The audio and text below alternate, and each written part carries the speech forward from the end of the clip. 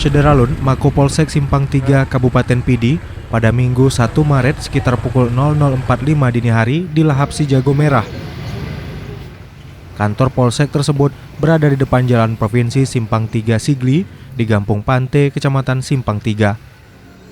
Kejadian tersebut menghanguskan satu bangunan kantor, ALU, 12 rompi dinas, 2 unit metal detektor dinas, 2 helm taktikal dinas, 3 unit AC, 4 komputer, dan printer kantor.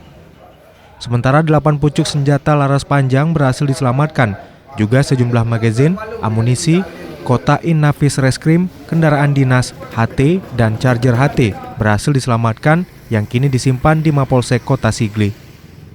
Data dari polisi, api juga menghanguskan 2 rumah dinas anggota Koramil 07 Simpang 3. Kedua rumah dinas tersebut kondisinya sudah tua dan berkonstruksi kayu yang terletak di belakang Mako Polsek Simpang 3.